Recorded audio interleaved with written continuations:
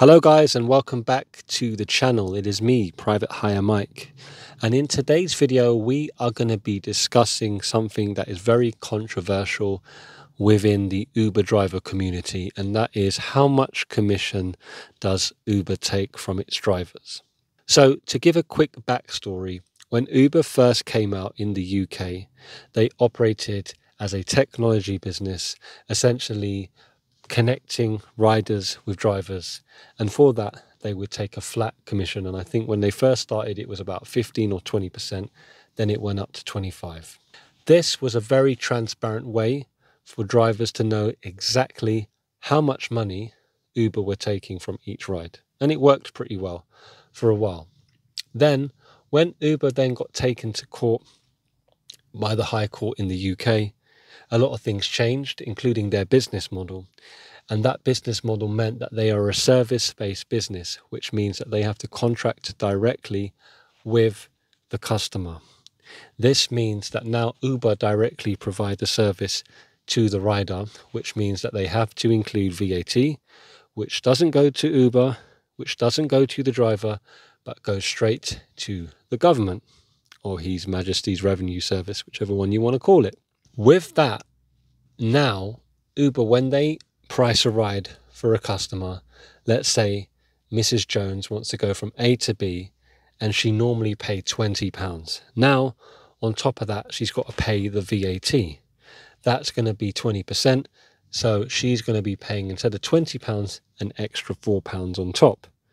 Now, before, when she used to pay £20, the driver would get the £20 minus the 25%, so they would get £17.50. Now, on the other hand, she pays £24. The driver doesn't get the VAT, so let's just take that off. Now we've got £20. Now, what Uber can essentially do is decide to give the driver whatever they want, because there is less profit margin for Uber because they now have to charge VAT, which makes the rides more expensive. What they have to try and do is get the job to be accepted for as lowest as possible on a driver's side, so that they can have a bit of change for themselves. Remember, Uber don't get the VAT either.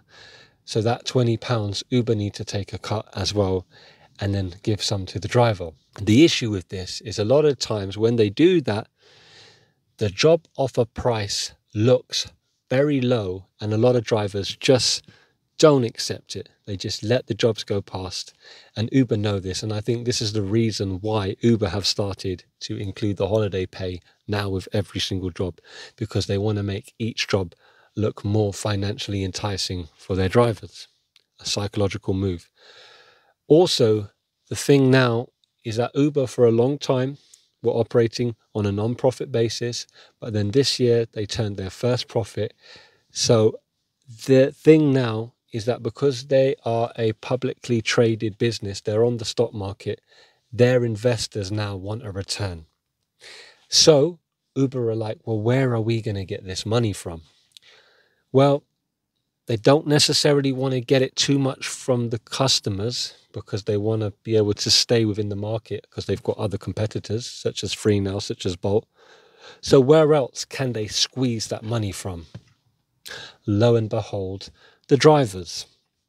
And because they now have to charge the VAT, the rides are more expensive for the riders, but at the same time, Uber need to make profit for their investors, so therefore they attack the drivers. And this is the reason now why a lot of the jobs are very low priced, because you have so many people all wanting a slice of that pie. Whereas when Uber first started, they didn't have the pressure from the investors to make profit, and they didn't have the government breathing down their neck for the VAT, and they were operating on a commission based, and therefore it was in their best interest to surge the price of the jobs, because they were getting a commission out of that. So the more money they charged, the more commission they would receive. So now, at time of recording this video in 2024, with all of these changes taking place, with the VAT now added on for the customers, with the share, with the investors now wanting their money, drivers are the ones getting stung. So when drivers ask their customers how much are Uber charging them, what you need to remember as well as a driver is that Uber don't get the VAT. The government does. So what you need to do is when the customer does tell you the price they're paying, you have to use a reverse VAT calculator, which you can find online to get the initial price. Then you can compare that price to the price that you're getting for the job, and that will tell you exactly the amount of commission that Uber is taking from you on that job. And yes, it does vary from job to job.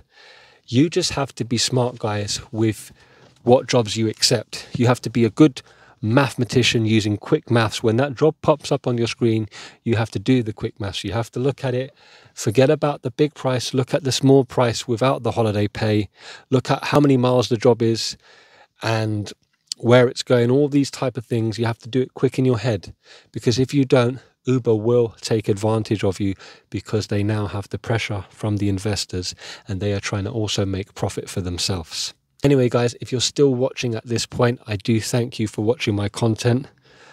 If you please help me out by liking this video, sharing it with your friends, and dropping a comment down below. And if you're not a member here at this channel, do consider subscribing.